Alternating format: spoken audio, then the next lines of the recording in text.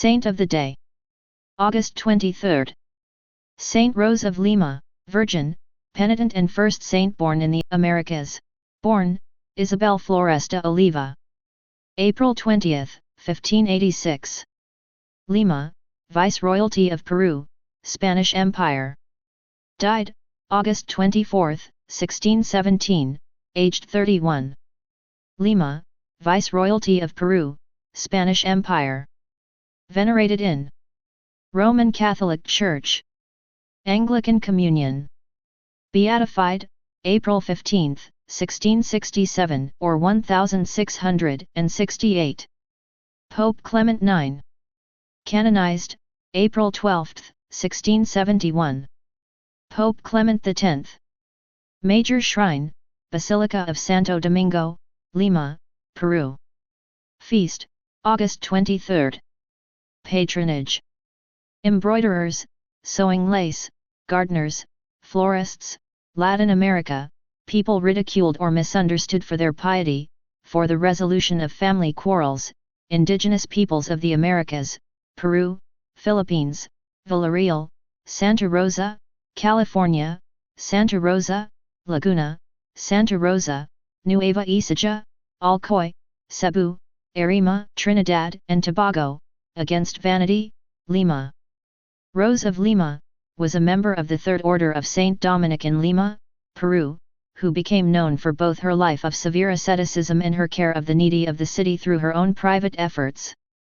A lay member of the Dominican order, she was declared a saint by the Catholic Church, being the first person born in the Americas to be canonized as such.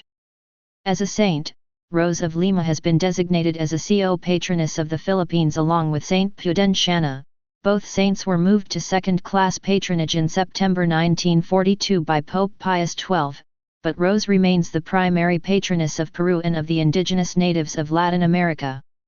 Her image is featured on the highest denomination banknote of Peru. Biographical selection.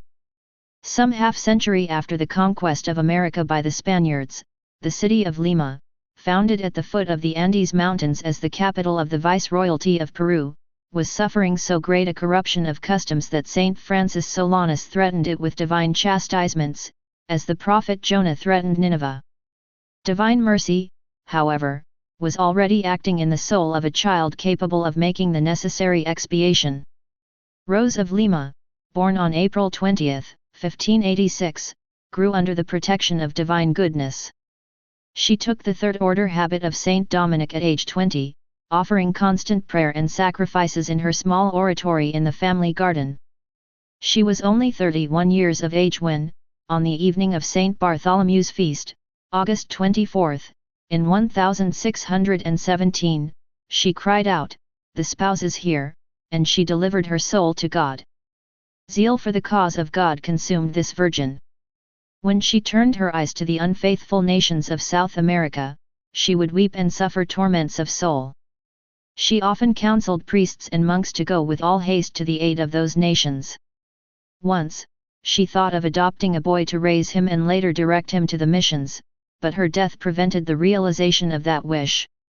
One time a Dutch fleet of Protestant heretics stopped outside Lima's harbor. The alarm was raised in the city to prepare for an invasion.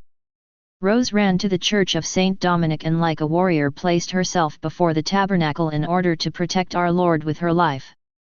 God, however, was satisfied with that manifestation of her dedication. The enemy fleet left without damaging the city. Not just in Lima, but in all Peru and Latin America, miracles of conversion and countless graces were received through the intercession of that humble virgin, unknown until her death. The sovereign pontiff testified that since the discovery of Peru, no missionary had ever produced such a universal spirit of penance. The young woman who prayed and suffered amidst the general corruption of her city desired to live in silence and obscurity. Her action after death, however, made her the patron saint of Peru, and Pope Clement X extended her protection to all of America, the Philippine Islands, and India. Comments. These facts from the life of Saint Rose of Lima allow us to see the condition of Latin America at that time. In Brazil as well as Spanish America, the coming of the Iberians produced a very dangerous moral trauma. Those men who came to the New World were moved by a thirst for adventure. Arriving here, they found an exuberant tropical flora and weather that favored lust and nudity. Most of them succumbed to a life of immorality and complete vulgarity. This brought the new society to a very low level. Saint Rose of Lima understood that unless there was a strong reaction assisted by grace, the plans of divine providence in bringing the Iberians to Latin America would be frustrated.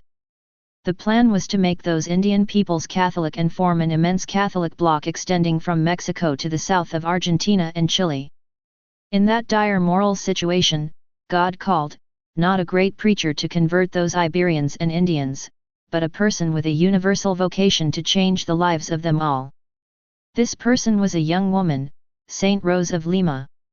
Through her penances, sufferings, and prayers she accomplished in the realm of the communion of saints what was needed to save not only her country but others. Her sanctity influenced all Latin America and worked countless miracles and conversions. Both during her life and after her death, she spread the spirit of penance and mortification, a very difficult thing for people to accept. With this, she halted in good measure the general corruption of customs and vaccinated those peoples against the spirit of the revolution. We see what a single soul can do by delivering herself entirely to our Lord and Our Lady, renouncing all the advantages and comforts the world can give and delivering herself to penance and the divine mercy. If one of us would decide to be a saint, an unspeakable good could be done. This should encourage us to ask Our Lady and Saint Rose of Lima for this grace. Let us ask Saint Rose of Lima, who did so much good for our continent to make Latin America a true Catholic continent so it can accomplish its mission of providing faithful peoples for the reign of Mary.